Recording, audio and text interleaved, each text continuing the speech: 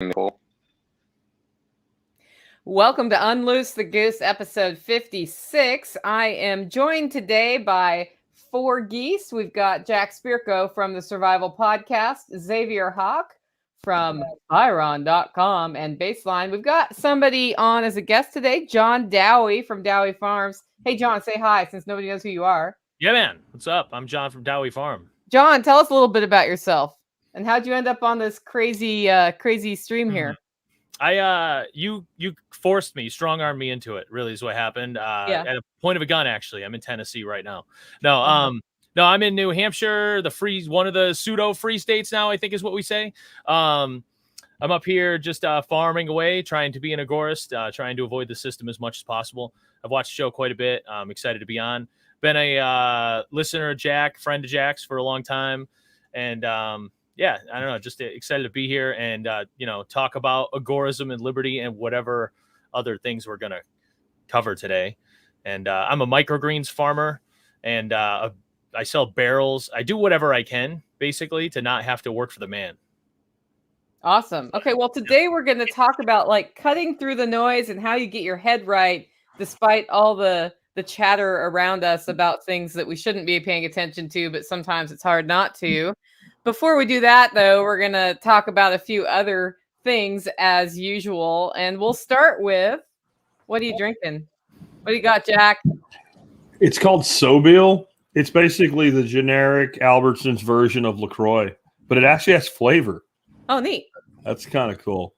John's all mad because he got a beer early because he figured we'd all be getting soused, but I'm on like a 60-day reboot of carnivore, so I'm drinking almost no alcohol. I went to my nephew's this weekend, and there's like kids running around and shit, so I had a couple of vodka tonics there. But other than that, I've had no alcohol in 2 weeks. Great. X, what do you got? X is muted. You got to unmute X. Unmute X. I haven't had any alcohol in about a month. I'm drinking tea. Oh. Tea? What kind of tea?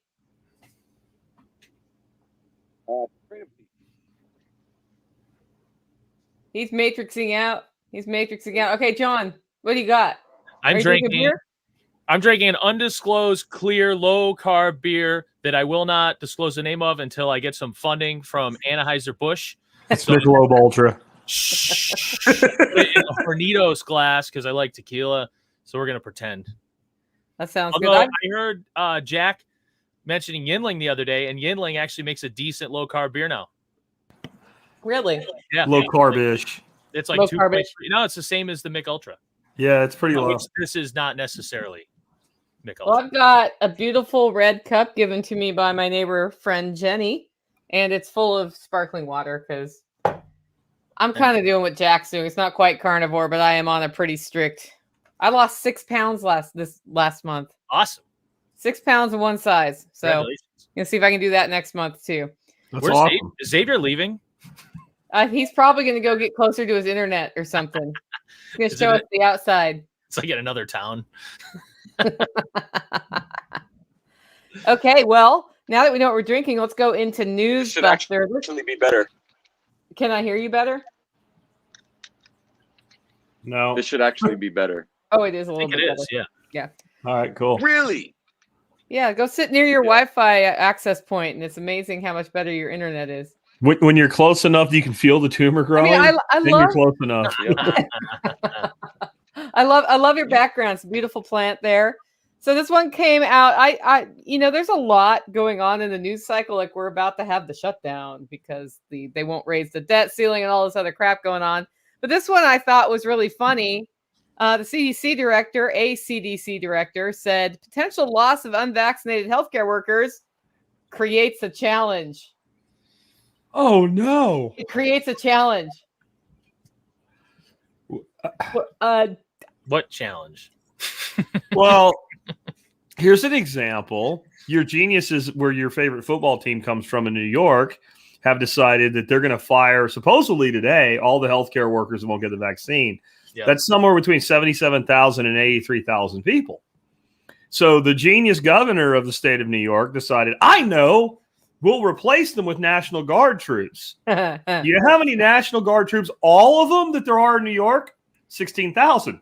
Wow. Now, they're not all medical personnel, so I don't think this plan has been thoroughly thought through. So that would be one example of a challenge, losing almost 90,000 employees for the health industry and trying to place them with 16,000 people, most of whom are like, bullet slingers and mechanics and whatever. I don't think that's going to work. That seems like a problem. I find it interesting that for the last 2 months, all I've heard about is not enough beds, not enough staff, not enough nurses, all of that. And then we hear this. It's going to create a challenge. Yeah. No, duh. Yeah. And the bed shortage has been related to this before now, right? Yeah. Like one of the largest hospitals in Arkansas, a person that works there that listens to my show, emailed me and said that they say that their ICU is at capacity. And the way they count beds, it is at capacity. But it's at 50% of spatial capacity because so many workers are gone, they can't staff the beds.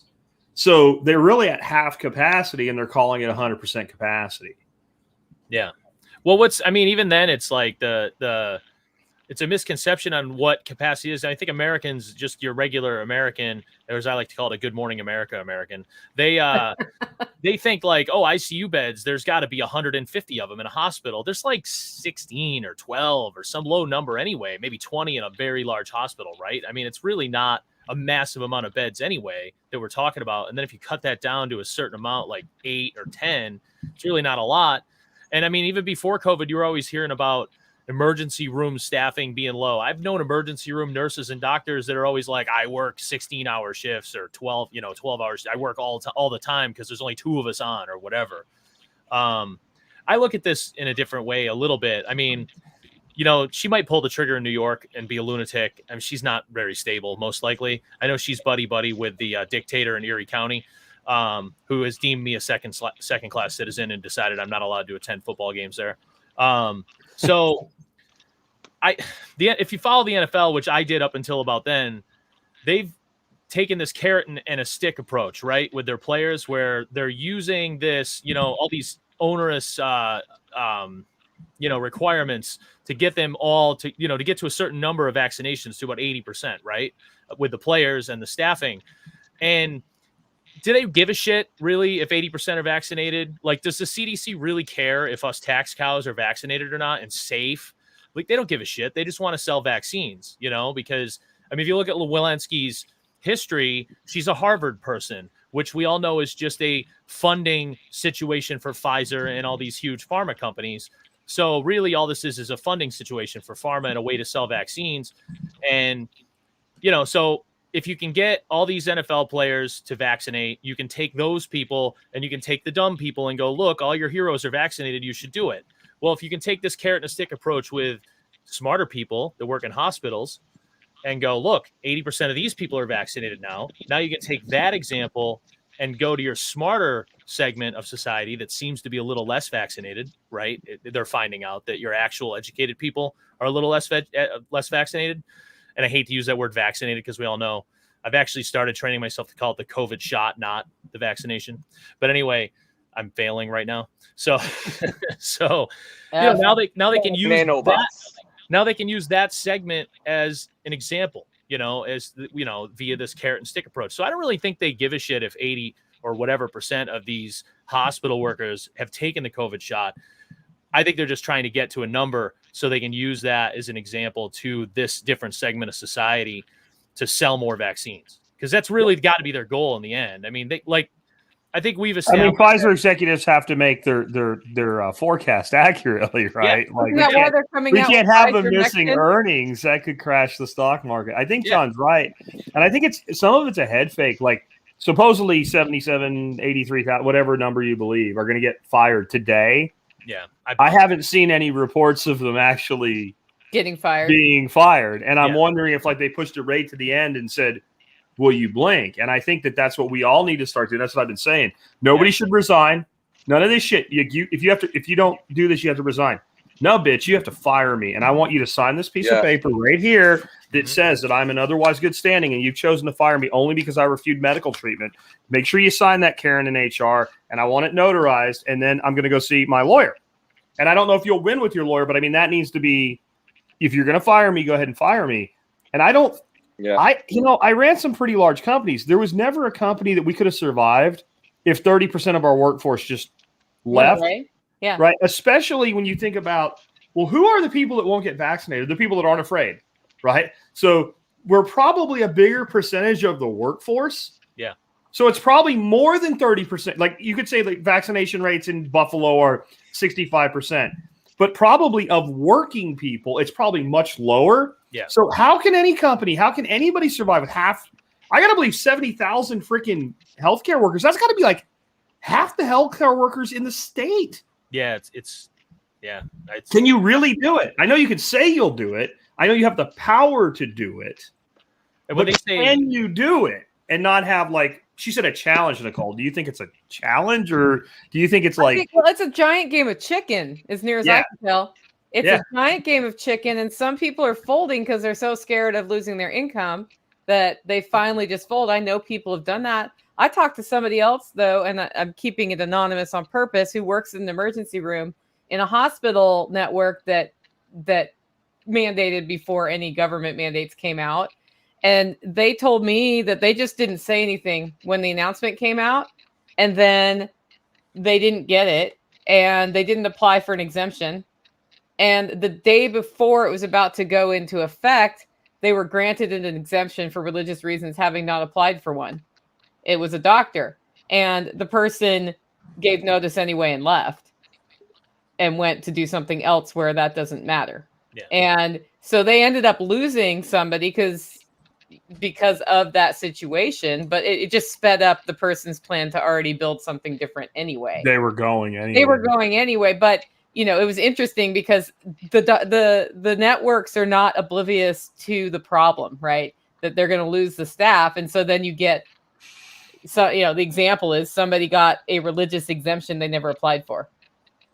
And they got it by they never were the whack-a-mole that stuck its head up and said, I'm not doing it. You can't make me. They just didn't do anything. I'm not getting it. I'm not talking to you about it. I'm not worried about it. If Karen in HR asks you, say, yeah, maybe I'll get one. I don't know. Bye. So we have in comments, somebody says, Pippinized says, I was told that my employer will no longer pay for sick leave to employees who don't have the jab. Will they not pay for sick leave or not pay for sick leave if you get the illness? The COVIDs? Yeah, the COVIDs. Because I've heard that, and I wonder how they get away with that if they have sick leave. Like if you have sick leave accumulated, I don't know how they refuse you when you're sick to use your sick leave without also a lawsuit happening. Don't you see this being a real disaster for like jobs where people have labor unions when you say something like that? Yeah. Yeah. Like you just don't want to get behind the socialism, but like in that instance, it's like socialism. It's like two socialists like beating the shit out of each other. And I don't buy tickets for that one. Yeah. Well, I mean, I have seen airlines say they won't pay the extra sick, like they were giving up to 6 weeks or something, which is beyond the norm. They won't give the extra if you don't have the jab and you get a really bad case. But I haven't seen anybody say they'll take away what you're already entitled to. And I don't know how they do that if it's in the statute. It just doesn't.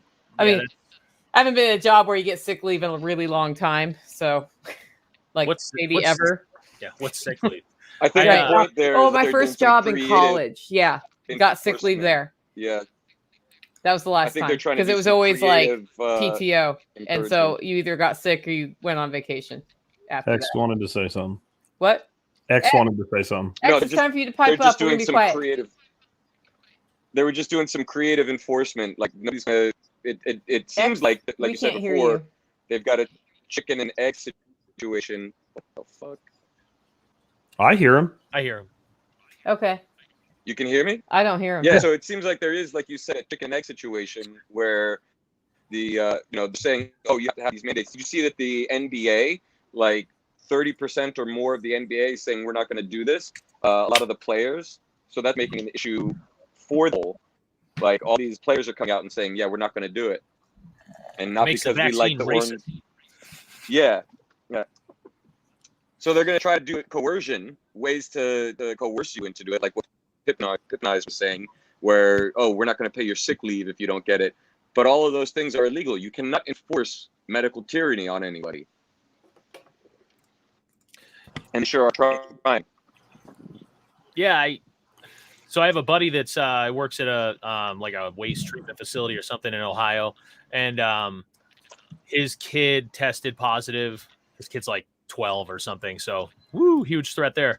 And you know, he had to stay home, and during COVID, threat or whatever, he would have had that paid as extra time, right? So wouldn't have had to use his sick time, and he would have been paid.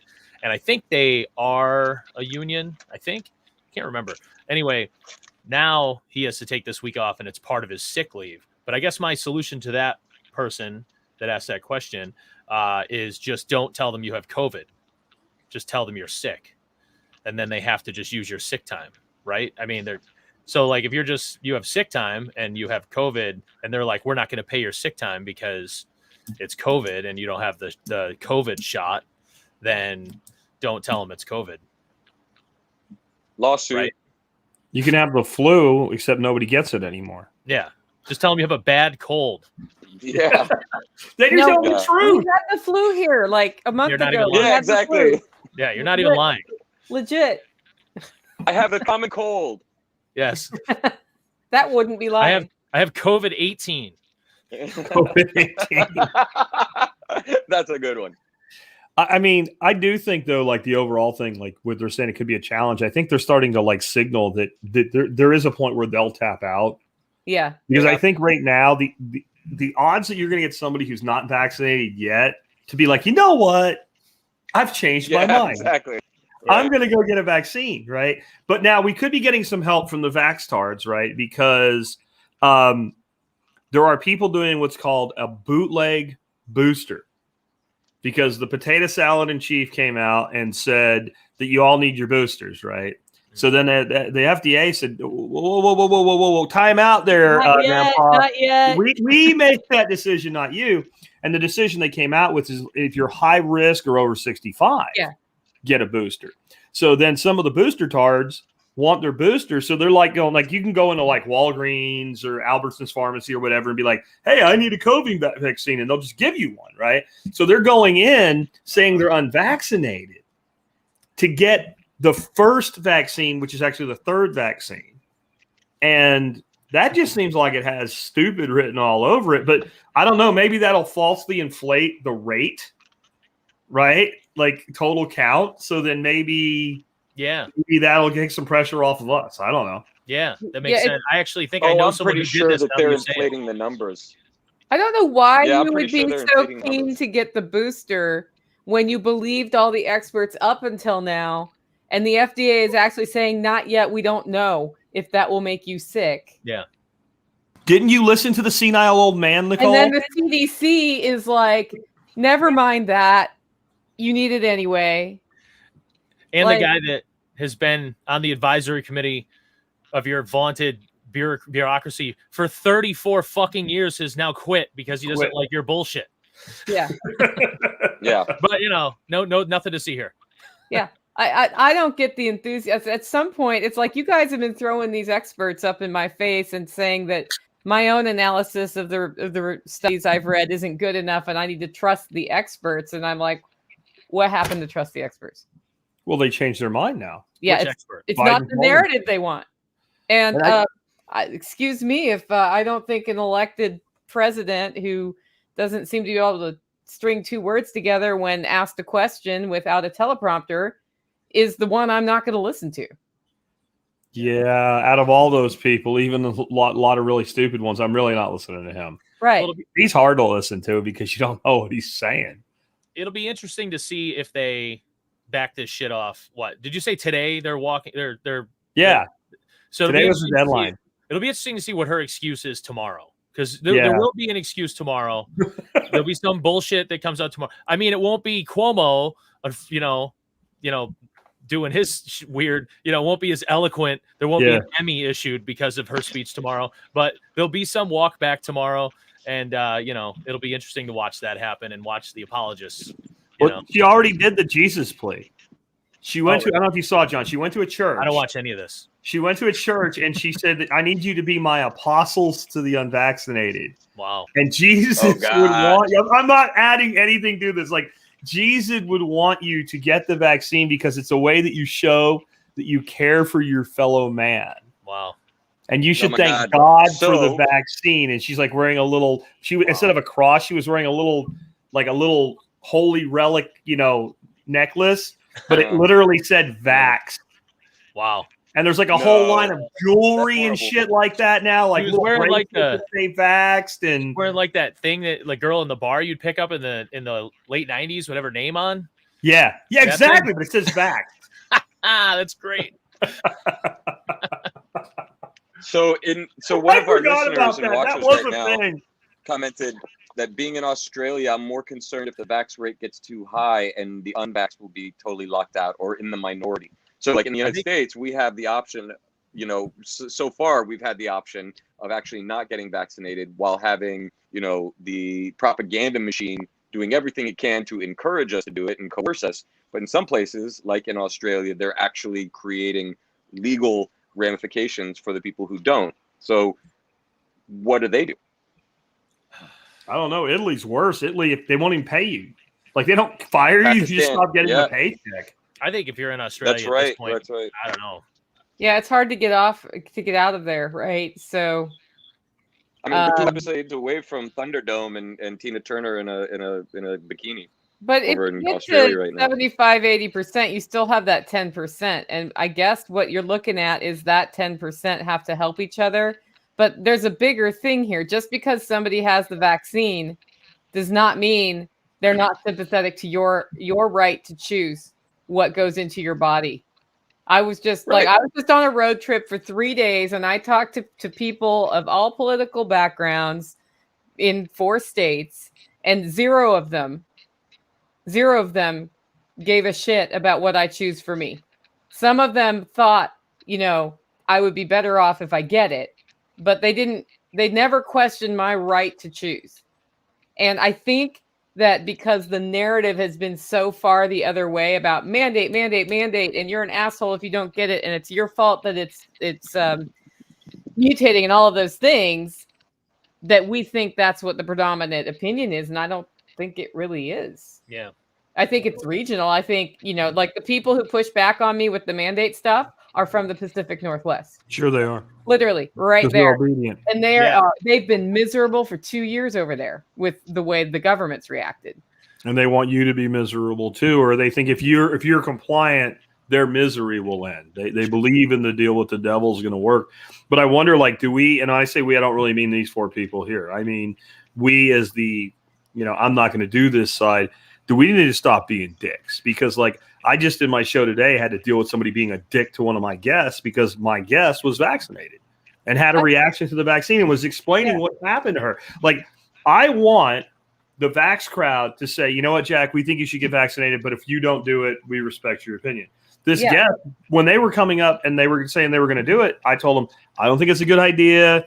It's really early on. We don't know how any of these things are going to play out yet. And they're a doctor and a nurse, and so they're in the medical industry, and they believe in vaccines, and they went ahead and did it. And the minute they did it, I shut my hole. They're adults. Yeah. They have every right to get a vaccination if they want to. Yep. And they got the J&J, and if you would have put a gun to my head and said, pick one or I'll shoot you, I would have picked the J&J, and they still had major reactions to it. Yeah. But it's not my business once they've made that decision. And I think it has to go 2 ways. And, like, seeing people on, so-and-so our side being complete cocks to people, it pisses me off. Like, you're not helping our case here when you're doing this. That's the exact same thing as being on the other side and being mad at somebody for not wanting to get vaccinated. It's 100% the same thing. You're not helping anybody's cause. To me, if you're going to be that way, just get the fuck out. I mean, and you probably reacted the same way, I'm assuming. But I have no time for these people that are going to be that way about it. You play into the narrative no matter which side you're on when you become a dick on either side. Yeah. because they've drawn a line. Here are the two sides. When you become a dick on one side, you are helping the narrative, because the people who don't believe what you believe are then affirming their opinion when you're against them by butting heads with you. To kind of get back to that Australia question, I mean, I think that what Nicole's doing in Tennessee is maybe the answer to what that guy's saying. Because I mean, when that guy asked that question, I don't know if it was really much of a question, but like, I don't know if I have any answer for anybody in Australia other than maybe you can find a boat and become a Haitian refugee, you know? But like, right. I mean, if there's enough of you, maybe you can find a place, you know, and a guy that's got some land and you can go there. Maybe, I don't know, like the government there seems to have become so ridiculously oppressive, and you have almost no self-defense from the way I read it from here. And I might be wrong on some of that. That's the fucking point, right? Is like, how far back do we get pushed into our own little reservations and then become the remnant? Like the time to stand up was months and months ago, nearly a year ago, at the very beginning of this, and that when people got removed and deplatformed or silenced, all the doctors who were coming out, was to everybody create an uproar then. But the problem is people don't think about the wave coming. They watch the water go out on tsunami and they're like, oh, let's go see what's under the water, right? Instead of going the opposite way and hightailing it out of there. And it was a little kid that was telling everybody, no, this is bad, go away, right? Nobody listens to a little kid. And the little kid ran, and the little kid ain't dead, you know? I mean, now I want to say something, like Ariel here in comments, and I'm not picking on you, says we're all in this together. I don't believe that we are. And I'm not just separating like us from the elites or whatever. We're not all in this together. The people that Nicole are talking about that are up in the Pacific Northwest right now, I'm not in it with them. I live on my own little kingdom farm down here. I live in a state that's relatively free. My life is literally no different right now than it was in 2018 at this point. There was some stupidity in the middle, but it didn't last very long, and I'm not in it with them, and I don't pretend to be. We're not in it with Australia. The four of us, we're not in it with the people in Australia. We're not out in the streets getting shot with 40 millimeter freaking rubber bullets in the face, right? We're not in it with them, and we shouldn't pretend that we are, because if we do, and I know the sentiment sounds good, and again, I'm not picking on Ariel, but if we pretend that we are, then we're saying there's not a solution. Because in America, there is a solution. As long as you're not bringing your stupid with you, come to one of the places that actually believes that you have a sovereignty over your body. Come to one of the places that actually like thinks people should be able to open their businesses and make that step. Like, and I know some people like, I don't want to run away or whatever. Like, do you think the people that climbed over the Berlin Wall when machine guns were being fired at them were cowards? Or do you think that they believed in something more and they wanted something better? Right. And so if they're not cowards, then you're not a coward for leaving New York. You're smart. Like, I mean, New York's a terrible place to live. Right? It was terrible before COVID. Now it's even worse. So I think that one of the solutions, and I don't really have one specific to Australia, but I'm kind of betting even in Australia, I bet there's parts of Australia that are like, yeah, we have those rules here, but because that's how we got where we are in Texas. Oh yes, there is. I had a conversation with a lovely lady. It wasn't that the governor decided we don't want to do this. It was the people of Texas decided we're not doing this. And then all of a sudden Abbott's like, I have an idea, right? Anyway, X, go ahead. Yeah, no, I had a great conversation with a woman in Tasmania, and she's like, yeah, all of the laws are here, but we live, very remote. We've got about a couple thousand people in our town, and nobody checks anything, and we just go where we want, and nobody's really had to do anything. But they were like what you had said before we got on live, and that was like, keep your head down, just do your thing, and don't make a spectacle of it, and you'll be fine for the most part, right? I'm sure that there are some people with, in jobs and roles where they're being forced to or being coerced to, but in some places in Australia, they're not even checking. Yeah. Okay, I got two things. One, over on the Odyssey channel where we're also streaming this, and I can see the comments because I have a different screen up here. Dad Bod Medicine Nate says Raleigh Fire Department just got in trouble for turning down promotions because applicants couldn't provide proof of vaccine. So they tried this and they got slapped. And the second thing is I see Dan here says, feels like we in Australia are too small a majority to be able to effectively resist. That's an interesting thing because I think 10% just choosing not to participate is a big deal. It's a bigger deal than you think it is, and you may feel alone, and they want you to feel alone, and the narrative is designed to make you feel alone. There are more of you there than you think. I talk to people in Australia all the time who are resisting. I think it may go back to, what does resist mean? If resist is simply, this is my line, I'm not putting it in my body, that's one thing. If resist is come out armed and attack people, that's another. But what I'm seeing out of Australia are protests and people going out and doing things anyway. And what you need to do probably is address mindset, right? How can you expose yourself to people who will support your right to choose? How can you hang out with, communicate with people and find out what they think about this, about the whole thing, so that you feel empowered. You kind of tap into our natural tendency to want to be with a herd or a tribe, and get out there and be able to stand, because you're the only way out of that situation in Australia that I see is, at some point, the people who are going to stand need to stand. And Ariel's back, and she says if they come, somebody asked, Storm Girl said, what will Texans do when they come for them? And Ariel said if they come for Texas, they've got an army to take down. And I think some of that attitude is part of the solution. And I'm encouraged by Australia, because I am seeing what Nicole was talking about. People like saying, no, we're not going to do this. And I really think that there's way more of us than them. Way more. But I mean, I'm talking about, vaccination rates. I'm talking about people willing to stand, because most of these people, these politicians, these mouthy Karens online and stuff, they're not willing to stand up. They want to use force by proxy. That's always what the cowards do. They use force by proxy. They take young men that are willing to, think they're following for king and country or whatever, and they use them by proxy. They have no stomach to stand, any of them. So I think that most of the people on our side, we are standing by saying no. So I think that there has to be some level of rebellion. And I think one of the things that has to stop, and I don't mean to pick on anybody that's commenting here, but I've seen a lot of this surrender ass attitude. Like I'm sick. Like, I'm ready to the point where when I'm doing live streams and I see somebody, it's all over, there's nothing we can do. You're not fucking part of this conversation.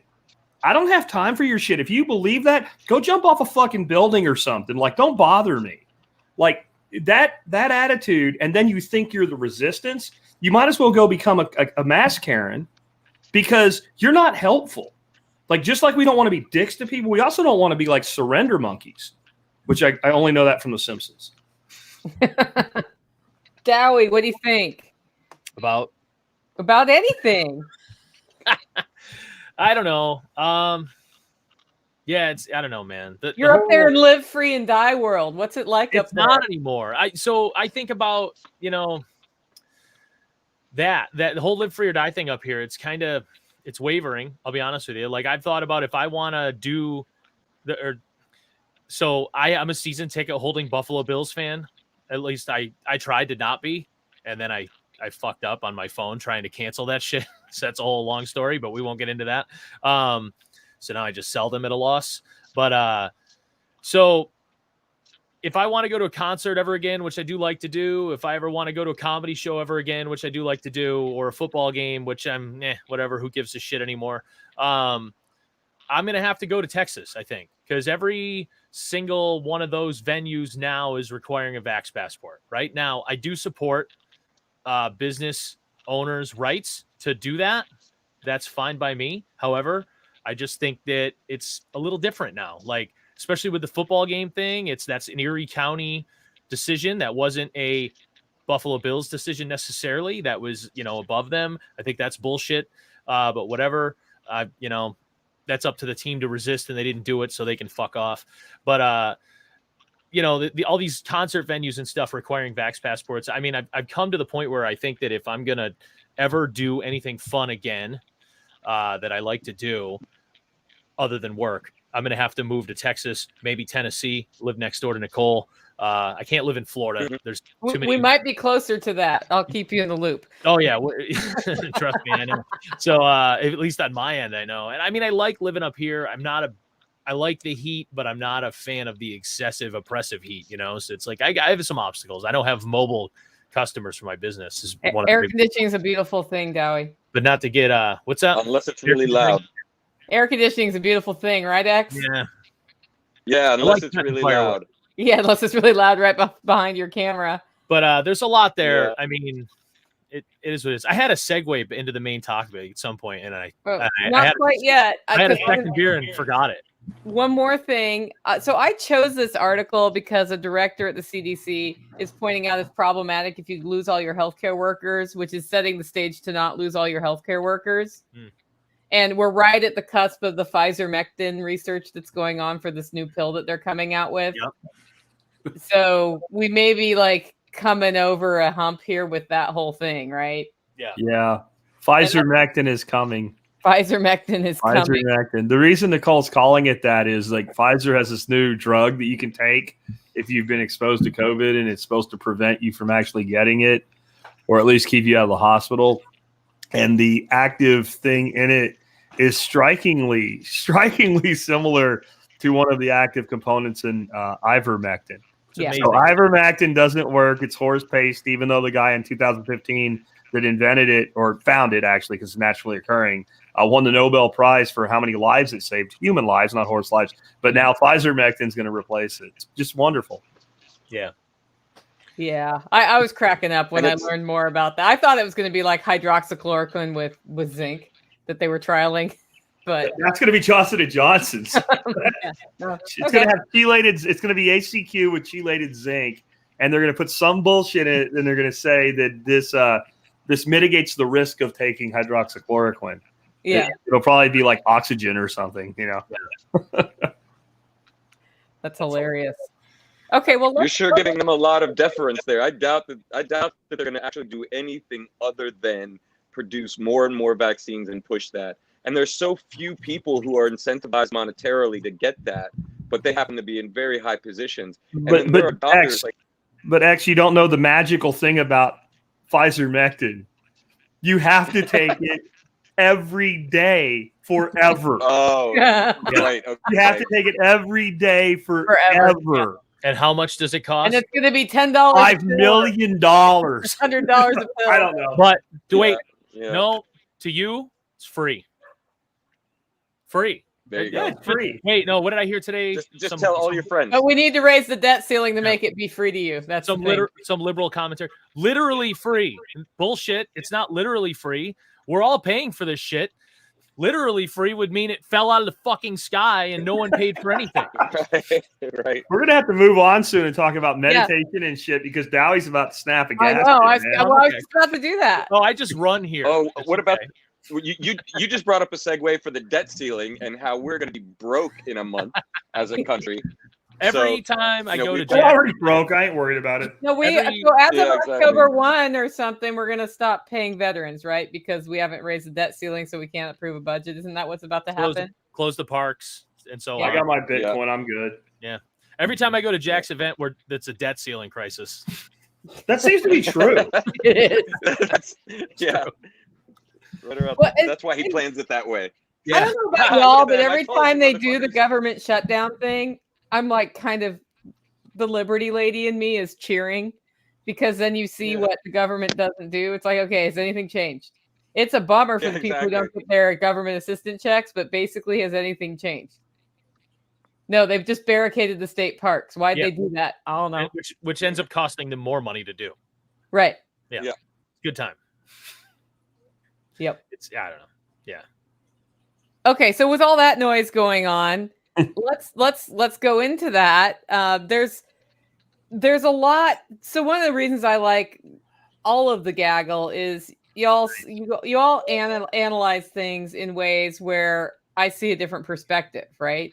And I think to get perspective, you have to be able to separate yourself from the screaming, the we're all going to die screaming that seems to be just a natural part of our cycle of communication and media. And like at this point, I'm watching all these new shows come out that are all narrative, even though they're just sort of some entertainment show. There's always a narrative in it that's trying to lead us to wherever the propaganda machine is going, right? So what do you do to separate yourself from that and reground in principles and reground in the ability to analyze things from a place of logic rather than fear.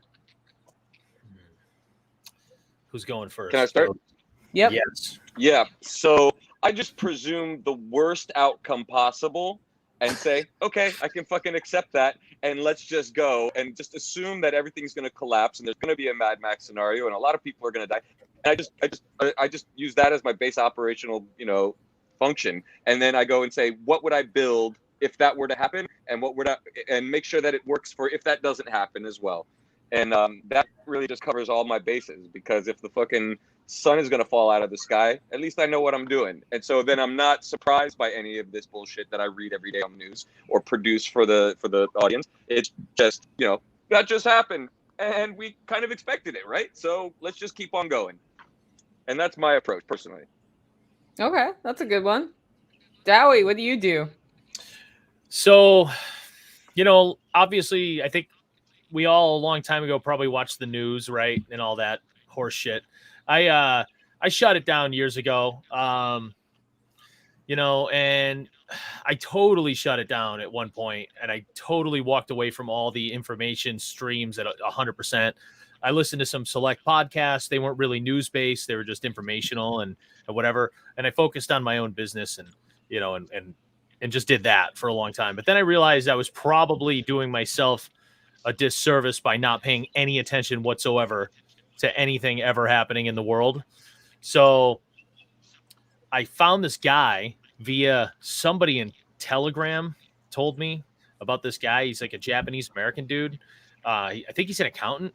So you can imagine how exciting he is to watch. He's great. He just every morning on YouTube, 10 minutes, just headlines, no bullshit. I don't get any like fucking Rachel Maddow like bias or any like Hannity bias or any horse shit like that. I just get like Joe Biden said this, Congress is doing that, blah, blah, blah, debt ceiling, whatever. I just get headlines like this place, there was a hurricane here and whatever, right? And that's it. And he moves on. And it's great. So I get all the headlines I need for 10 minutes in the morning. And then I move on with my day and I focus on, my 1 acre tiny farm and everything that happens inside that parameter in my grow room is all that really matters to me beyond that, and whatever happens in my family and beyond there.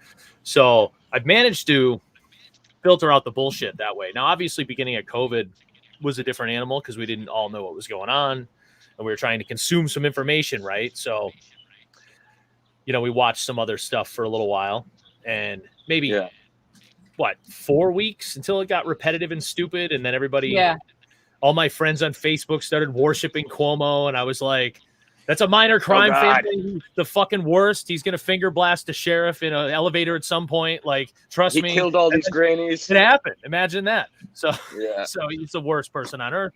But no, like eventually we moved on from all that. But, we got our news and we moved on. But yeah, I mean, just if you can find a headline source, that's what you want to do. And then you want to focus on yourself, right? And your own life and whatever you can do to just provide for yourself. And that's what I try to do.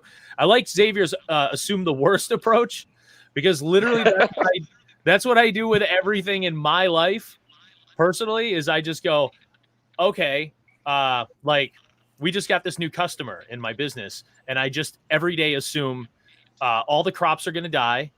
And the guy's going to fire me in the worst way possible. I'm going to lose all the money. You're grateful for everything. Yeah. I'm going to 100% go out of business or like I'm going to get sued or something for like salmonella poisoning and like the worst thing possible is going to happen. So I do take that approach in every other part of my life. Like maybe the town will shut me down or like I'll, something bad will happen.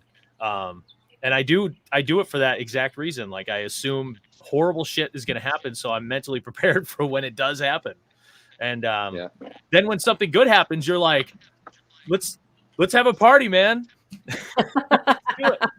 But that's how I filter out the noise, like I got that guy that just tells me the headlines and then I go from there. And if I do want to know something about something, more in depth, then you can take that and you can go look details up and you can filter out the noise from that. Good luck because the internet is shit now. There's too much. Yeah. It's hard to find anything. especially Yeah, on it's Google. terrible. But if Like you the go to only page 50 or something. you remember how the news was like 4 things on the news pretty much every day, and they get in their cycle, and that's all you would see, and you couldn't really get beyond that unless you subscribed to multiple newspapers that were printed. That's basically how the internet has become if you rely on Google for news. Yeah. It's like we're gonna say something about Afghanistan, we're gonna say something about mandates, we're gonna say something about the debt ceiling, and there's a manhunt for somebody who killed a lady that he was engaged to, that they went on a van trip. Like, that's what's going on right now. And that's all people know who rely on that resource, and they don't try to dig beyond it. And I think one of the things that helps me cut through the noise is that I am willing to use this device that I'm holding up, which for those of you on the audio podcast, it's my cell phone, and look up phone numbers and call people and ask questions. So I go to the source. If I read something and I think, if I think, yeah, that's right on, I'll also do this. But I think, gosh, something looks fishy there. If I care enough to find out, what I'll do is try to make a phone call or an email to say what's really going on here. And so I'm in the coffee world because I roast coffee, and we've had some weather hit Brazil that has taken out some of the coffee plants because it got cold, and coffee plants don't like to be cold. And so the first thing that happened is all these headlines came out, if you're following coffee, that prices are going to be like double and triple and all this stuff. And all the big coffee roasters are buying Brazil beans now. And in fact, the spot price for Brazil beans went up about 30 cents a pound. And so I was like, okay, why would that be affecting the price now, except for people, basically stocking up? So I called people in the coffee industry and I said, what's your prognosis? Like, what's the real dirt on what's going on here? And I come to find out that yes, there is crop damage. Prices are probably going to go up about 30% on the green beans that we get here, which in the scope of how much I charge for a pound of coffee is a smaller amount than, it's not like my coffee has to go up 30% to make up for that, right? If it goes up $1 a pound, my coffee needs to go up about $1 a pound for me to have the same profit margin. But the thing that's really making it expensive is, you're going to be shocked to hear this, they're having trouble moving the coffee. It's not the crop failure. It's not we're all going to die and can't get coffee. It's that we can't ship coffee as easily. And so shipping is up from international sources to us. And we've all heard about the port backups. And then once you get here, we have a trucker shortage. So getting it from wherever it is to me is costing more. And then getting it from me to you is costing more. That's where the cost is. And when you find that out, you're like, okay, I can make plans for that. And it's not some unknown crop failure, like catastrophe coming. It's shipping's going to go up, and I can tell people so they know that coffee is going to go up in price in the next year. I can attest to that. I had a conversation with our community in Firon. Two of the guys are truckers. Yeah. And they're like, there is not enough of us to facilitate the demand that's out there. And I'm wondering if there's an opportunity there for independent truckers, or even, startups, get a couple U-Hauls and see what you can do for small businesses like yours, right? There's probably a market there. You don't have to be pulling a big semi with all this stuff, but you get a U-Haul for $24 a day and you can go ship something and cut the cost down a whole lot. So if anybody out there likes driving, there's an idea. Yeah. Well, and then I found this whole thing called roadie.com where you link up a load with a person. So it's basically Uberizing loads, and it can be anything from medication at the pharmacy to something longer distance. They just got bought by UPS, but that kind of thing can start happening and start solving this problem, right? It doesn't have to be roadie.com, but there's an opportunity there. In every big negative thing that's happening, there's an opportunity coming up. And that's, I think, where people don't always, like, they get stuck in the increased price and don't think of something like, okay, how can we move this? How can we move this stuff? Because there are also a lot of people not working. And some of them want to be working. They just may not. And if somebody got themselves a good waste vegetable oil truck, a truck that ran on waste vegetable oil, created a route, right, between two metropolitan cities or whatever, they could start with one truck, get themselves on waste vegetable oil, learn how that works, cut their fuel costs into almost zero, and then all of a sudden they're just talking profits and time. You know, that's a small business. You don't have to become a roadie.com or an Uber. Yeah. You can like make a good living doing something right now. And as everything falls apart, people like that are going to be really necessary. Yeah, just do the next door, go on there and pick shit up at Home Depot for people if you have a truck, you know, that thing. Right.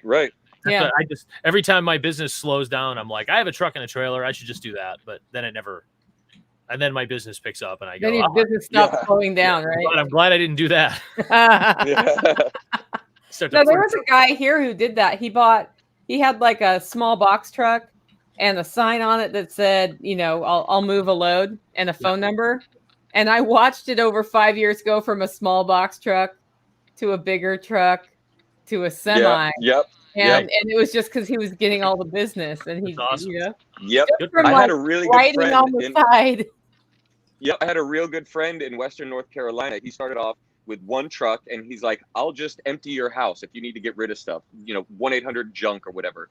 And he did that, and he started collecting all of this furniture, and he's like, I don't want to throw this out. So he got a warehouse and opened it up as a secondhand store, made tons of money, got paid for taking the stuff out.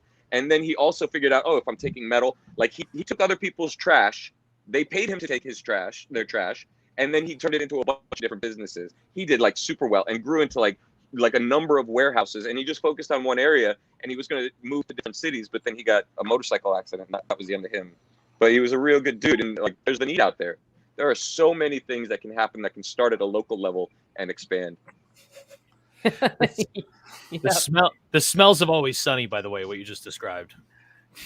You know, we have a guy locally here that he's doing sort of the different thing. He just picks people's stuff up. Door-to-door trash. He doesn't do trash. He does, you need something from a store, and the store doesn't do delivery, or they can't deliver for 3 weeks or whatever. It's bulky item, it's expensive. He just charges you, like, I had him pick up a couple toolboxes for me when my pickup truck was down. Mm-hmm. Like, and he just does that. He's like an older retired military dude. He's got a truck and a trailer, and the trailer's a dump trailer. So he'll go pick up your toolboxes or your refrigerator, but he'll also go by like materials place to pick up, 4 yards of mulch or 2 yards of dirt or whatever. And he's like, I'm like, how are you doing? He goes, I'm doing pretty good. I make about $1,000 a week. Most of it's cash, right? Yeah. So he's making $50,000 a year cash on top of a military retirement, paying no taxes on it. And I'm like, how big do you want to get? He says, no bigger. Yeah. Like, he just doesn't want to do anymore. Like, he's like, he just puts out stuff on Nextdoor that, like, this is what I do. And, like, that just shows you there's all this pent up demand that's just underserved. Mm-hmm. And I don't know what that has to do with cutting through noise, but I like it. Well, it's interesting to me that we're talking about cutting through the noise. In the first place we go do something to solve a problem. Yeah. Mm-hmm. That's actually a way to cut through the noise, is if you are creating value around you, then you don't have time to participate in the infighting. Exactly. Like, and there's no greater. Go ahead. No, yeah. The more I do, the more successful I am, the less I give a shit about the noise. I don't care at all what's going out there. And like, really, like, that was more of the, like, I worried a lot about the COVID and stuff in the beginning, like what was going to happen to but the more I worked, the harder I worked, the more stuff I was doing, the more successful I got, the less I don't even know. Like, you sent me the invite to the show today and you were like, CDC director is going to fire healthcare workers. And I was like, oh, no shit. I had no idea that was going to happen. Like, I don't give a shit. Yeah. Like, good for them. That sucks. I mean, not good for the healthcare workers. I mean, good for the CDC director. Like, good luck with your dictatorship. I don't care. Like, whatever. Like, you do your thing and you don't care about all that stuff. Like, you live your life. Yeah. Obviously, I guess if you get sick and there's nobody at the hospital, that sucks. But that does suck. Yeah. There's no. I mean, John, I remember you when this all started. Right? You were texting me like fucking every day, every other day about all kinds of shit. And like, next thing I know, like, I'm fucking selling barrels, man. Do you know how many barrels I sold? Like, no more shit. Like, it was over. Yeah. It was like, no more. He's like, I got this thing. They come and pick the barrels up. They leave the money in a box. I don't even fucking talk to them. I'm like, And then whenever anybody bitches to me about no opportunity, I think of you with your barrels, and I'm like, go fuck yourself in a barrel. Like, because like, good God, like, what you did was anybody could have done it. Yep. But nobody will do it. When I was a kid, I bought my first car. There's this mine shack up on this mountain near where I lived, full of these old electric motors from mining days, like back in the 30s, that pumped the gas out. These fans pumped the gas out of the mine so the miners didn't die. And when they abandoned it, they just threw them all in this huge building. And I went up there, and like you can't get even a motorcycle in this place. You got to walk in. And so I went up there with tin snips, and I cut one end off of the wire coils, and I pulled the copper out. And I would hike down every day with a backpack full of copper. And I bought my first car, and my dad said I had to be able to pay for 6 months worth of insurance before he let me buy the car. So I made enough money in the summer when I was going to turn 16, buy the car, pay for the insurance, and have gas for 2 months. Just by pulling this copper wire. I'd go up every morning, and as soon as the bag was full, I'd walk down. And my friends were like, "You're lucky you got a car." This is when I'm like 16 years old. I'm like, "Well, I'll tell you where it is." And when I was home back in like 03, I hiked up there. And literally the pile of the empty cores was laying where I put. Nobody had touched it. Like a tree grew up through the fucking thing and all, but like no one had touched it. And I must have told a dozen of my friends, it's just money, just go get it. And they wouldn't do it. Like, It's hard. No, it's not. You fucking cut it off, pull it out with a fucking pair of pliers. Like, and there's enough up there to probably buy a car today with what copper costs, you know? Yeah. But they won't do it. And that's why people get into this shit. Because what I do, I did a show like way back in the day called The Issues Test. And I have 4 questions about any issue. 1, does it actually affect me? Because if it doesn't, I'm already done. Like, oh, that pisses me off. Wait a minute. That doesn't actually affect my life. I'm done. That doesn't. Unless it's interesting to talk about on the show, then it does affect me, right? So it doesn't affect me. Number 2, can I stop it or do anything about it? No? Okay. Can I mitigate it? If I can mitigate it, then I care enough, because if it affects me and I can mitigate it, I'll do whatever I can to mitigate it, and I go on. And then the 4th one, the most important one, is can I fucking make money off it? Mm-hmm. Right? Those are my 4 questions. If all 4 of those are a no, then, or even if the first doesn't affect me, yes, but I can't do it on the other 3, then why? Why put any of my life force, my precious freaking, glowing orb of life? Why should I drain 1 milliwatt of that energy, that life force energy, into something that either doesn't affect me or I can't change? And no one's ever actually given me a good answer to that, other than people like you are the reason it all happens. That's the only answer you get to that at all. That's not an answer. You have that it's all my fault. It's all my fault. Obama's my fault. Biden's my fault. Hillary Clinton's my fault. Pelosi's it's all my fault. Trump's my fault. I'm a badass, man. I make all this shit happen, apparently. Well, that actually, it kind of makes me think of how people will buy into local things and get into infighting, right? Like somebody at the farmer's market looks at you wrong, and all of a sudden there's a vendetta for the rest of your life. It's not cutting through the noise, guys. It's not cutting through the noise. Something that occurs to me is, like, so X said, he's not afraid to die. He thinks of the worst outcome, says, I can accept that, and then moves on. And Jack's sitting there, and he's built, a business that feeds itself. So his lifestyle isn't terribly impacted by big changes. Dowie's doing the same thing. I'm doing the same thing. I live in a 1,200 square foot home that needs to be remodeled and gets remodeled very slowly. I'm not doing it all at once because I'm not going to go into more debt to do it. The people I see having the most fear about the mandates have a profession that pays really well, that is potentially impacted by this. And if they lost their job, they can no longer afford their house because it's mortgaged. And where I was thinking as we got into this topic is, that's a bummer.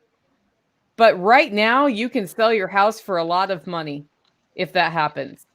That won't always be the case, but you can sell your house for a lot of money and change your lifestyle to one you can afford. If you were to lose a big income, because there are plenty of jobs out there that are not requiring the jab, that just don't pay as well. And it may not be what you thought you were going to do when you grow up, but who cares? Like if your health, if you've made a decision that maintaining your health means not getting the jab, then maybe that means your lifestyle is going to change if you are in an industry that's going to require it and there's no way out. And then that may mean a house is being sold. Yeah. It's a mindset. I think. It is, and again, for me, like it's like worst case scenario. Okay, we have a divergent civilization that really takes two clear, distinct paths. One, we are going to become transhumanist robots. One, we are going to maintain our purity.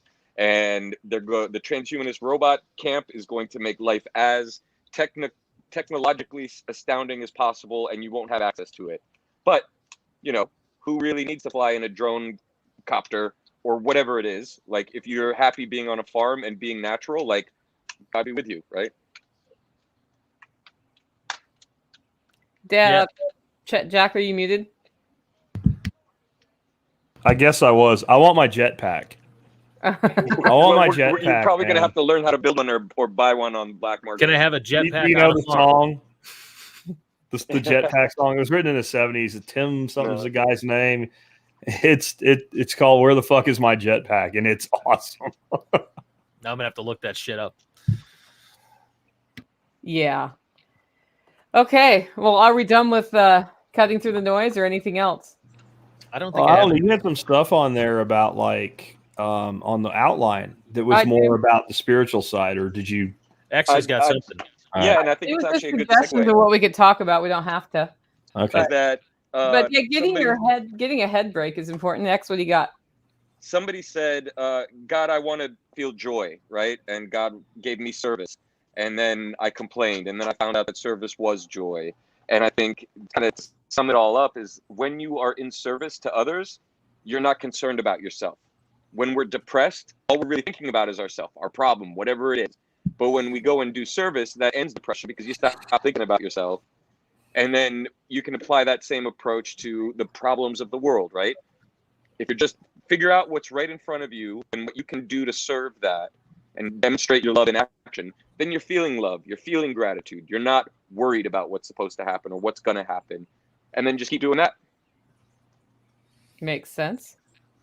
So I guess we could talk about the spiritual side of cutting through the noise. I had thought of some ways I do it where I go on a daily walk and I do it usually without any communications on, not listening to a podcast or anything, but just a walk with my dogs in nature and I do it first thing in the morning so that I'm not starting my day by looking at news headlines that piss me off and starting my day wrong. I do it to get my mind right going into the day so that when I come across things that could be alarming, it's less alarming.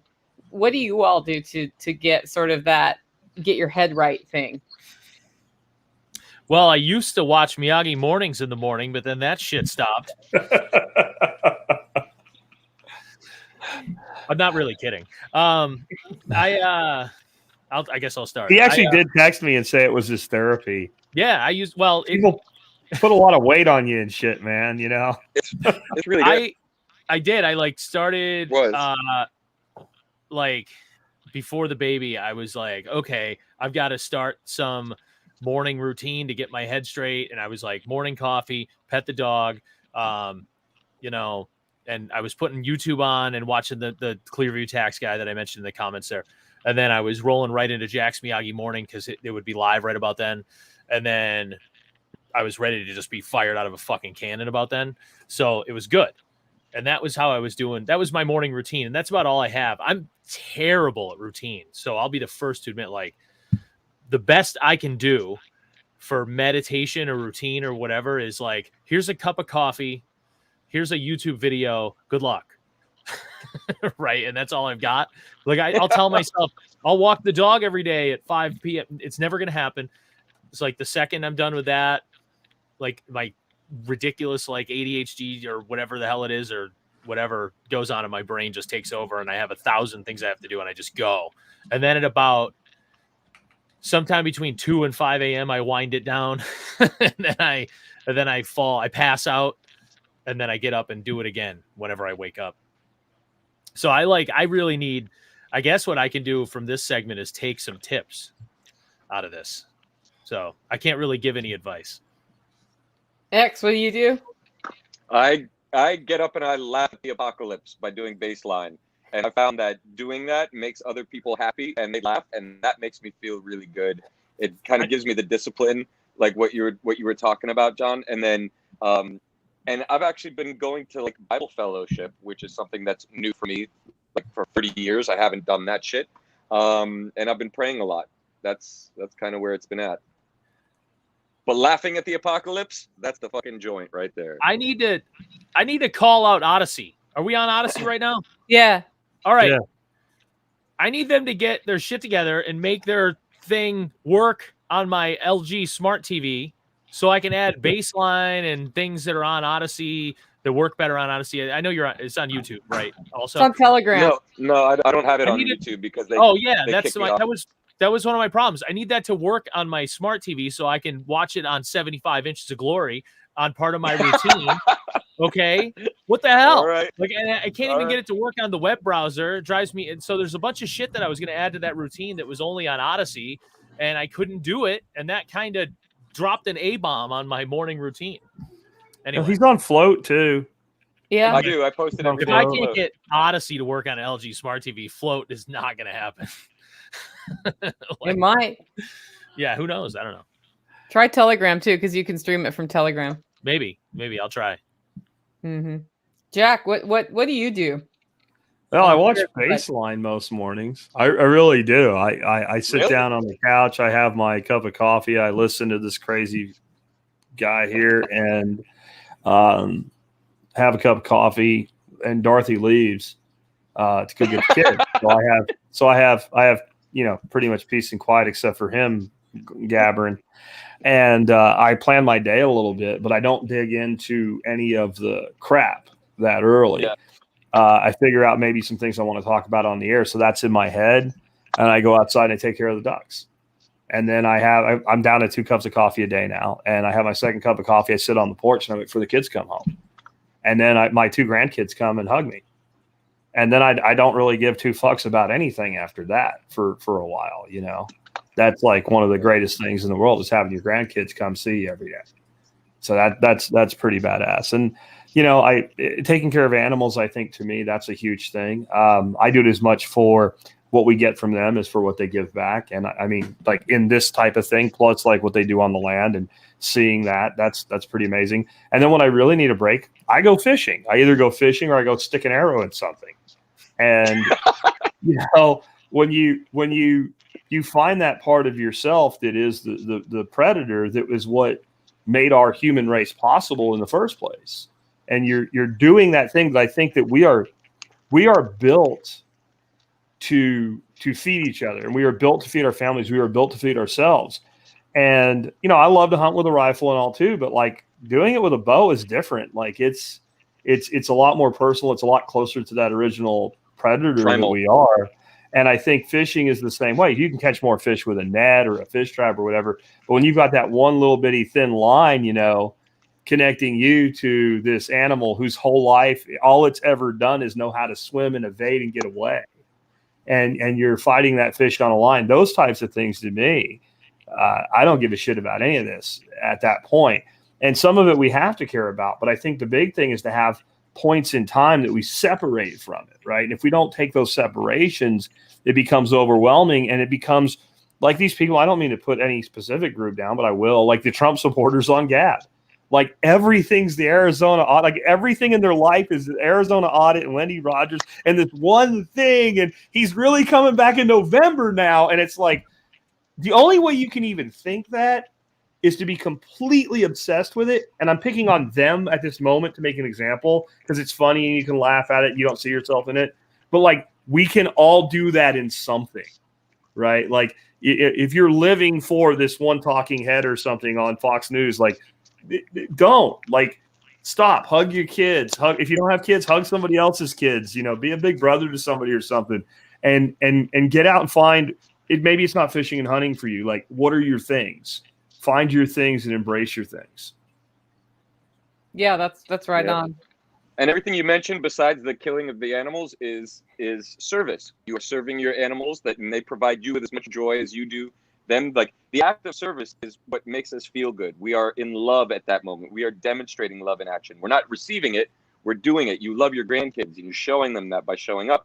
That's the shit right there. That is like better than any spiritual I even practice. think like the predator aspect is an act of service as well when it's done properly and it's done right, because natural ecosystems are balanced by predators, and no one ever said that man can't be a natural predator. We often don't behave as that natural predator.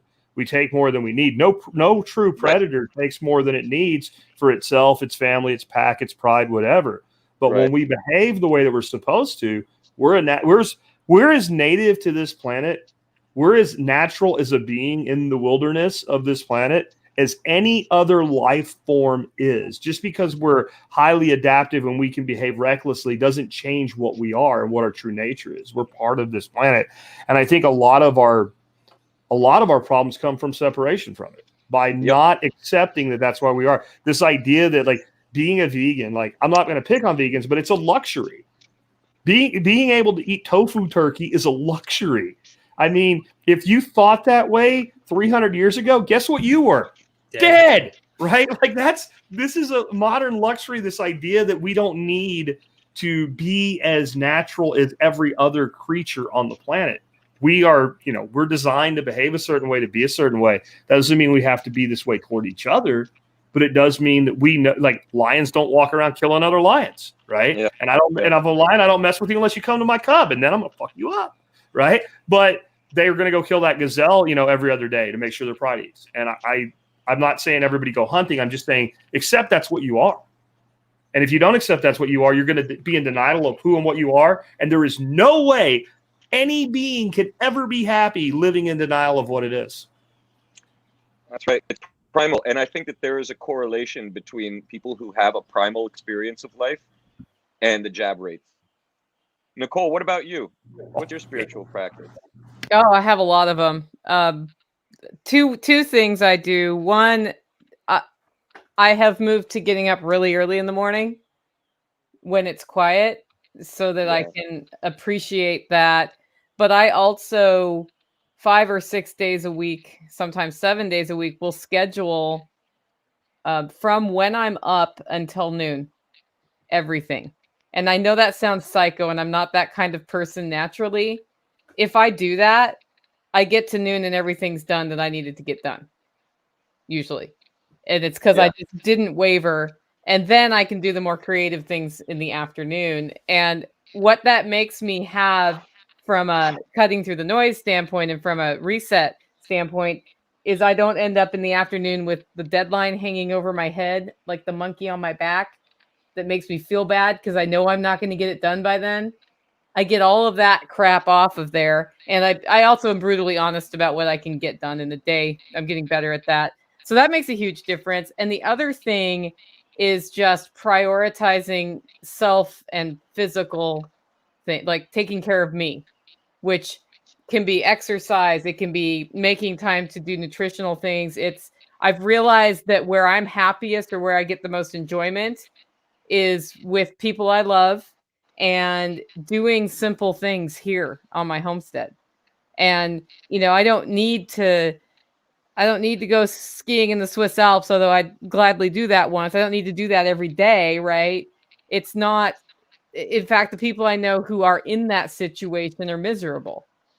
And so I've really found that the simplest things make me the happiest. And when I realized that, I just did more of that. Yeah. That was the most true shit I've ever heard in my entire life. Yeah. I'm pretty sure. Because it just resonated with me with spending time with the family. I think back to the handful of days, and when I say handful, I mean maybe 4 in the last 3 months that I've had just at home, just working out back with my ducks and, on my house, or, on the farm out back with my wife and the kid and whatever. And those are probably the happiest days I've had in the last handful of days, as far as just, not being a slave to my business or whatever, but that was awesome. Well, they program us to think that what needs to make us happy is the next cool TV show or whatever. And that's not really true. Yeah, that's just that's the heroine of happiness. That's just then you're quick hit happiness, because you're not as happy there as if you just do what made you happy. Yeah. Yeah, and get ducks. Because we got 3 duck owners here, and we're happier than Ducks are great. than him, right? You have Yeah. Because, like, honest to God, John, have you ever sat in your house, looked out your window, and saw the ducks, like a pair of them go running across and not smiled? Oh God, yeah. You can't do it. Like when you see them, like they're doing their, especially the runner ducks, Yeah. like, and they're just like going somewhere, and you're just like, Yeah. this is like you don't even know you're like a goof. You're just sitting there smiling because, and I think this is why, like, I like ducks, I like fish, and I don't mean like the fish in my ponds, like fish in my tanks and all. They don't give a shit. Like they have cut through them. The duck, the tropical fish and the duck have cut through the noise. Yeah. They don't care. You can have the shittiest day. You come home, your fish are like, "Hey man, you got any bloodworms?" Like they're happy. They live in this little bubble, right? But they have little hiding spots, and their water's all perfect, and they're just happy. And like, I think that like that's the other thing. Like, don't be with miserable fucking people, man. Yeah. Like when I find a person's miserable, you know, they might be a good person. All if they need me to help them, I would be a good enough friend. If they need me to help them move, I'll go do that. But we're not hanging out. Yeah. Right. If you're a miserable person, we're not hanging out. We're not even doing heavy email correspondence. And I don't mean like if somebody's having a bad day, that's different. I'm talking about the person that's chronically miserable. No, we're not bros, man. I can't. Ugh. If you ever been around someone like that, they're like a walking Eeyore from Winnie the Pooh. And when you get done talking to him, you're like, I got stuff on. You're like, I got to go take a shower. There's like negative crap attached to my body. Yeah. You know, maybe the Scientologists are honest. I'm like, other thetans or whatever. Like, this is awful. And I just don't have time for that. And I don't know. I used to feel bad about it. Like, you know, you should be their friend. You should try to help them out, whatever. And now I'm like, no, I shouldn't. Yeah. My life, again, that little orb of my life force is too precious. The only way I help somebody like that is in a limited amount if they've reached out to me. And then if it's like, I give you advice and then you tell me why you can't twice after that. Okay, well, when you're ready to move forward, you can come back and talk to me. I mean, that's that. I don't feel bad about that anymore either. It's the energy vampire will suck you down. I feel like when I call you for advice, all I ever do is tell you why I can't do it. That's not true. You took 2 weeks off or whatever that one time I told you to do that. And then it rained the whole time. Yeah. Yeah, it sounds like you've actually been doing shit. Yeah, like, I don't even know what the barrel Now, the is. thing about John is he'll tell you like, oh, fuck, I can't do that. And like, you just say, okay, whatever. And like 2 days later, he'll tell you, I fucking totally did it. Yeah. Right? Like that's exactly how my last call went with him. He's like, I think I'm going to do this thing. I'm like, well, why don't you do this other thing? And he's like, nah, that won't work. And then I got a text like 10 minutes. This just happened. Thing, look at my grow room and it's fucking all this ebb and flow shit going everywhere. That shit doesn't work. 3 days later, it's like, check it out. And he's like walking through there with his camera and shit. I'm like, yeah, there you go, man. Yep. And that's all it takes, right? Just fucking getting past your own self-doubt and own self-criticism and just doing something. Gets the gears going. That's all it is. Yeah. He's a verbalizer, Jack. That's the thing. He has to talk about it before he'll do it. Mm-hmm. He has to approach it with his rage. Yeah. And then he approaches it with his get shit done, right? But it has to be raged at first. Like he has to be like old man yells at cloud first, and then old man embraces cloud. That's strictly motivated by rage my entire life. Strictly. But you've learned how to work that, John. Yeah, so it all works. That's why I envy the peaceful thing you just went on. I'm like, oh man, that must be fantastic. Yeah. Well, I just got tired of being unhappy all the time. I remember this, like in my 20s, I woke up one day and I was like, oh my God, happiness is a choice. Even if I get in a car accident, I can be happy I'm still alive if I'm still alive, right? And it changed my whole life to start thinking that way. But it's easy to get sucked back onto the other side, especially when you feel like every time you turn around you're like running into a wall. Like we all have times like that. But when that happens, I usually just stop. Okay. It brings up a great point. You know, we don't move until we're frustrated enough. And so if you feel frustration somewhere in your life, that is a good place to look and say, what am I putting up with that I don't want to put up with? Right. And then getting angry enough about, like, sometimes change doesn't happen in my life until I get angry. And I'm like, this is fucked up. And then I'm like, then I go, what can I do about it? Yeah. Okay, we got a question here from Dan. What strategies do you use to attract positive, proactive people into your life? Who wants to take that one? Be one. Huh? Be one. be one. Be a positive, proactive person in your life, and then you'll attract other proactive, positive people. Yeah. I have a. Go ahead, Jack. Were you starting? No, but I will. In the words of Richard Bach, it's the same thing he was saying. Like attracts like. Yep. Like in the world of magnetism, the negative and the positive join together. But in the world of human beings, you attract people like yourself. If everybody you meet's a dick, guess what? And that's the hard part. Oh God. With so I have the business I have with the farm, and it's interesting because like I have the chef customers that are really interesting people to talk to a lot of times, and then I have the home delivery customers that are usually interesting people to talk to and are sometimes the worst people to talk to, because sometimes they are, you know, like just gone, right? They're just like way too they're just gone with the health food thing. They're just out there, right? So then I started doing this barrel thing that we mentioned earlier. And what I found was with the barrel thing, everybody that shows up to my house to buy a barrel that I do talk to, they're doing something, right? They're in the middle of a project. So I kind of accidentally started this business because of the conditions that existed at the time,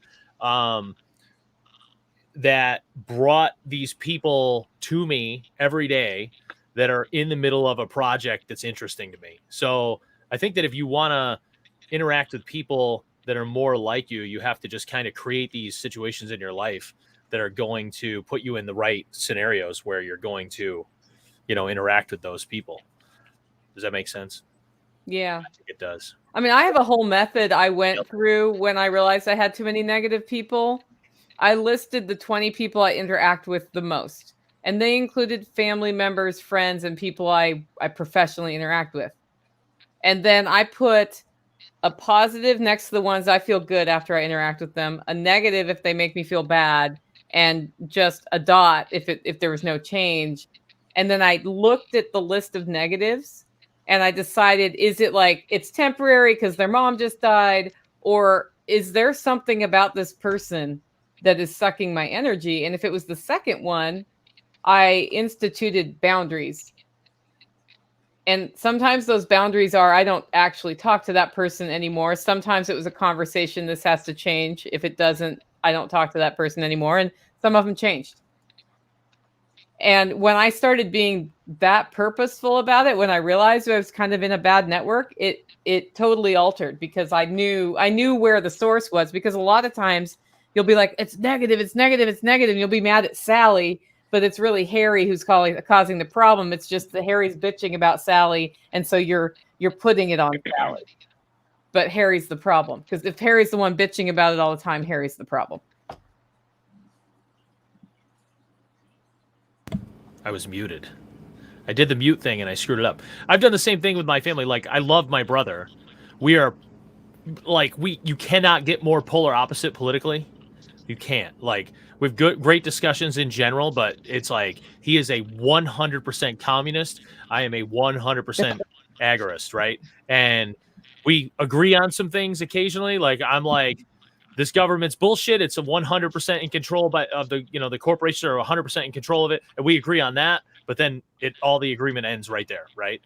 We don't talk politics ever, but we can talk about almost everything else, right? So I think you kind of have to do what you just said. Like, we have to put limits on those things in those relationships, especially with people that you do have to talk to, right? Like, I do need to speak with my brother, right? Because he's my brother.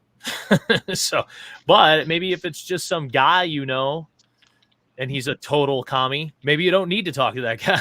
Like, I don't know, like maybe you just cut that guy off. But, you know. Yeah, I mean, I can talk to commies who, if we have a shared understanding and an intention of goodness in the world, we're just coming at it from different points of view. I can actually get along with commies just fine. True. It's when they're willing to, like, ends justify the means, so we should just kill lots of people so we end up in communism. That's not good. Yeah, that's no good. That's where we run into trouble. Yeah. X, what were you gonna say? And when you're building something with somebody that takes creativity and you have a goal, like, that gets rid of all of that bullshit, because then you're focusing on something that's instructive right there and then that you can do together, in my experience, right? Like the spectrum. And so long as we're working towards a goal that we all think is good, it doesn't really matter what political side or, ideology people have. Yeah, when people at Black Lives Matter came out against mandates because it's disproportionately impacting people of color, I'm against mandates too. I applaud that message. Right? Mm-hmm. A broken clock's right twice a day. And I'm not going to say it's wrong when it's right, just because it's broken, right? Well, it is right. It says 5:15. It is 5:15, and that's what time it is. Yeah. The weird part was that was something we agreed on. The original mandate or whatever, the original charter of Black Lives Matter before it got co-opted and weirded out like the Tea Party kind of wasn't bad. If you read it, it was fine. It made sense. They had a point. Then it got destroyed, as usual. But what are you going to do? That's what happens when something has the potential to do well. Yeah. It gets co-opted.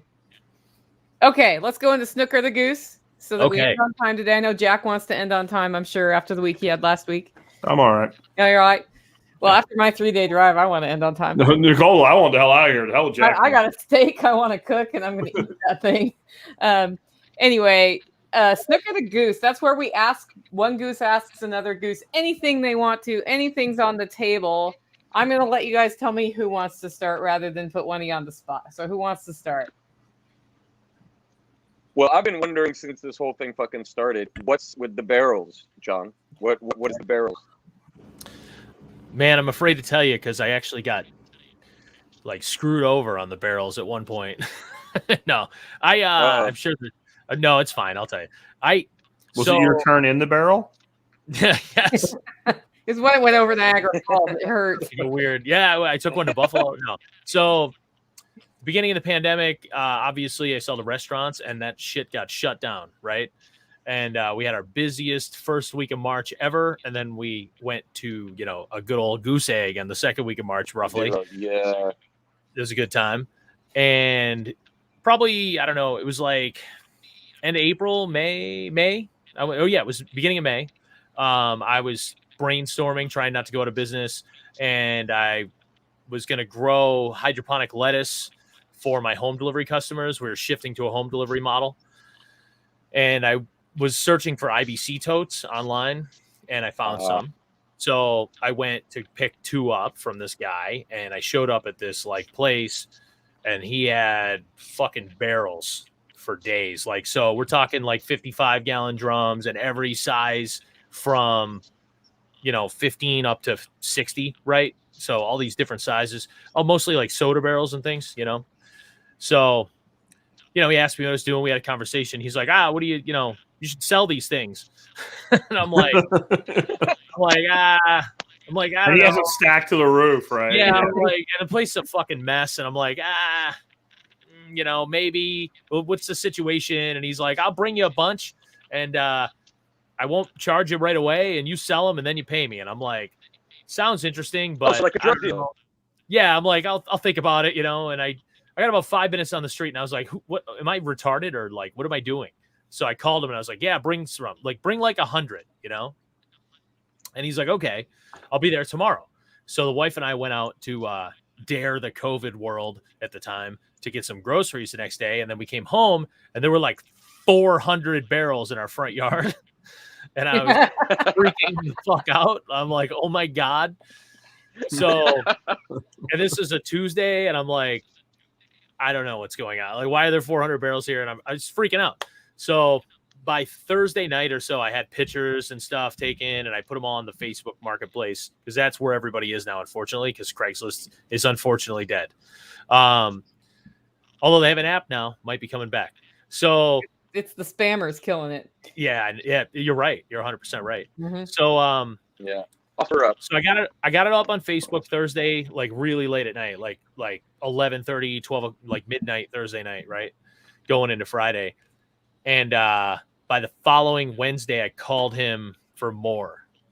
It was stupid. Nice. And basically he drops them off for let's say they're $10. I sell them for 20 and I just flipped them for 100% profit. And it was ridiculous. Just the money was saved our ass on the farm, frankly, when there was That's no. awesome. Yeah, this is before there was any like assistance, like any of these bills had passed Yeah. for farm assistance or anything. So that saved us for a while. And then this year, this is why I'm hesitant to say it on a live thing, but nope, I'm sure this isn't going to be, a thing. So this year I had a guy show up who was like 85 years old. This old dude, veteran, Vietnam vet, whatever, like Kane, had an assistant with him, and he wanted to buy a bunch of these 60-gallon Coke barrels cut in half, right? And he was building planters out of them. And I'm like, oh, that's really cool. Like, how much are the planters? And he's like, $40 a piece. And I was like, do you want to trade, barrels for planters? And I'll sell the planters too. And he's like, yeah, absolutely. So I trade him a bunch of planters, or barrels for planters. And it's like a good deal, Now I'm trading him barrels for planters, and I'm selling the planters, and I'm making like a bunch of money on these things. And then he starts bringing planters, but he doesn't want barrels in return all of a sudden.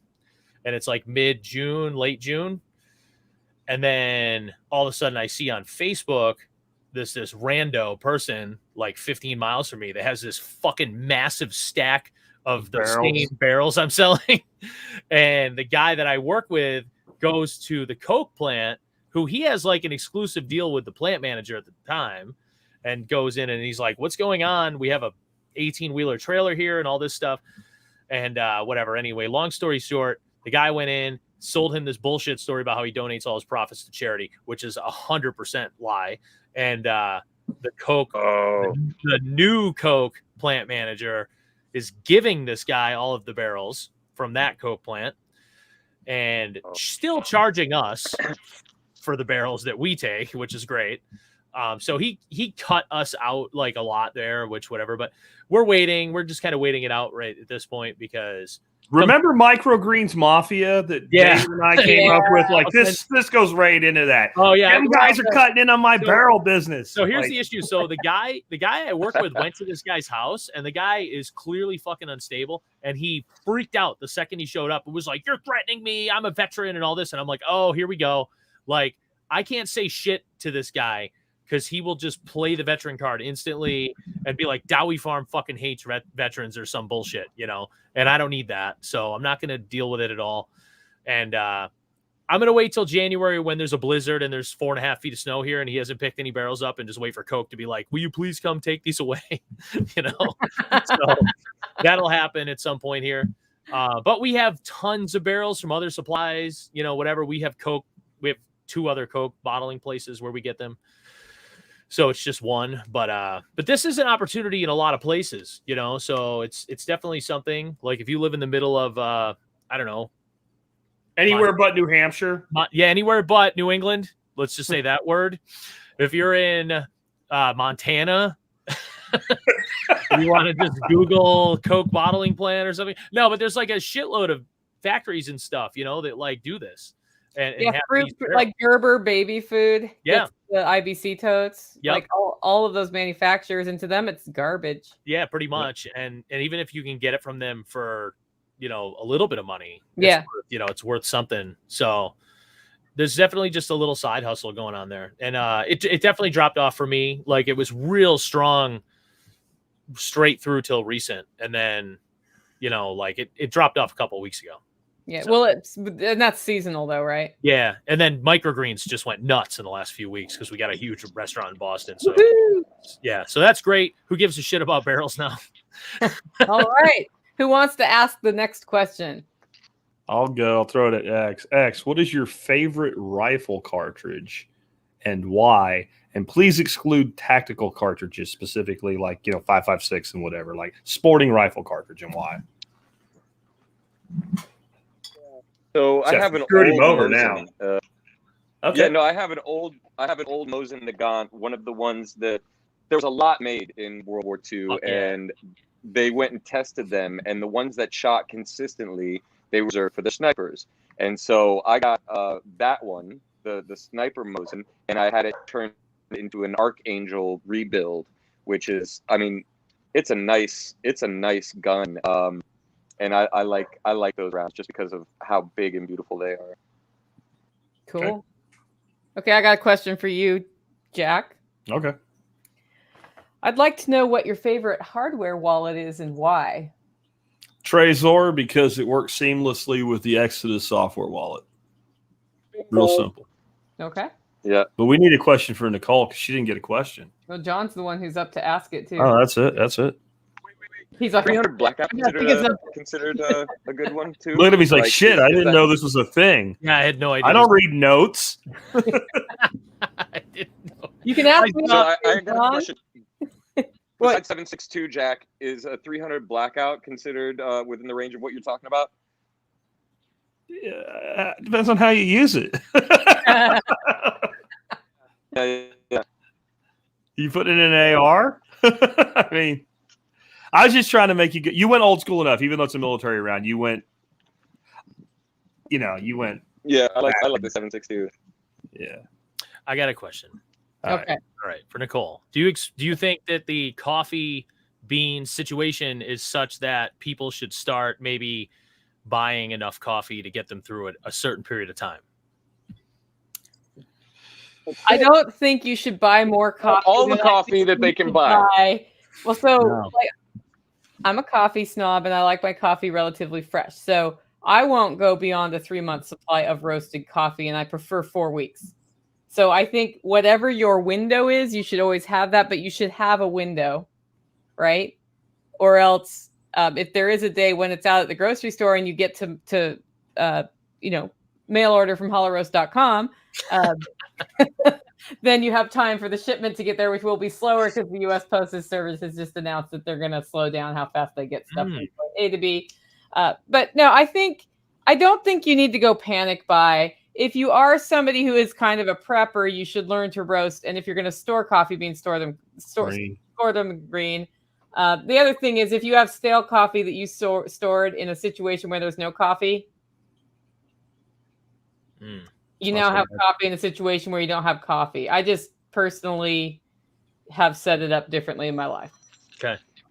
Yeah. Yeah, one of the big things I've noticed since I started buying coffee from like you and Brian. Yeah. Like when I get fresh coffee from y'all, I always do everything in a French press, and when I pour the hot water over it, it like foams. Mm-hmm. Right. And if it's not fresh, I mean, even if it's still good in my taste buds, it doesn't do that. And so there's clearly something to that fresh roast that's important.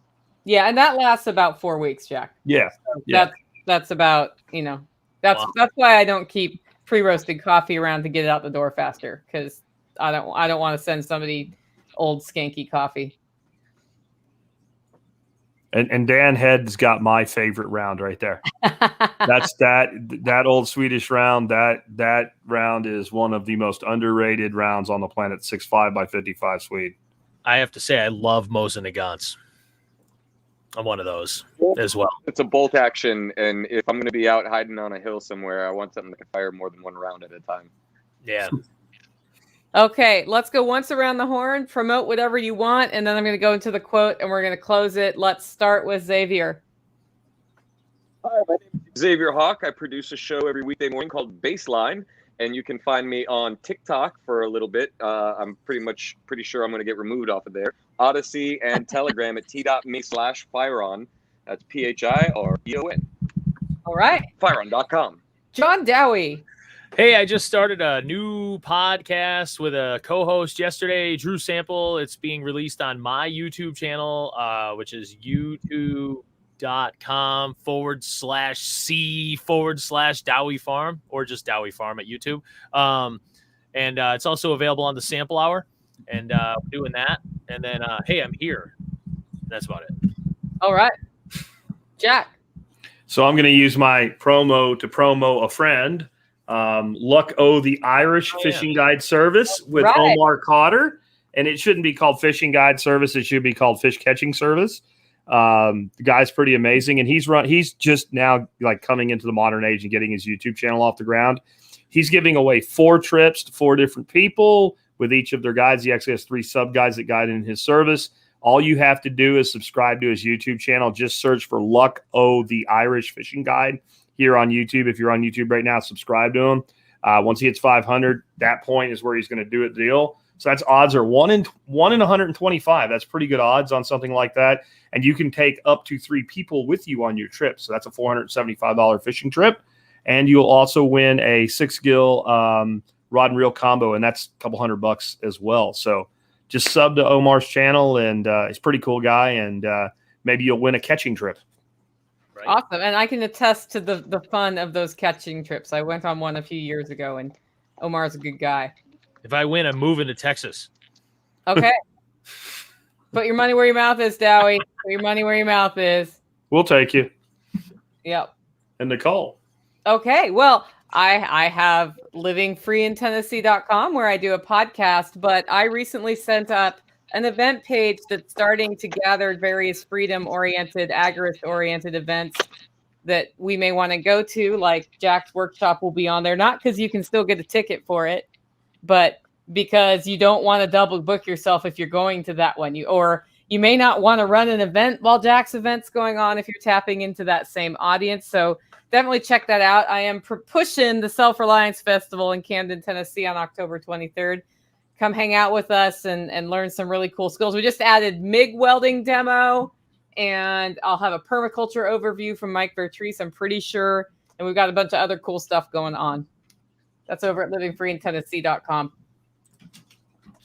Okay, with that, we're ready for the quote of the week from George Orwell. George Orwell. We all know who that guy is. The most effective way to destroy people is to deny and obliterate their understanding of history. How does that hit you in today's day and age? Ugh. Damn as fuck. I'm wondering if we can turn it around and use it for good, because most people's understanding of history is incredibly flawed.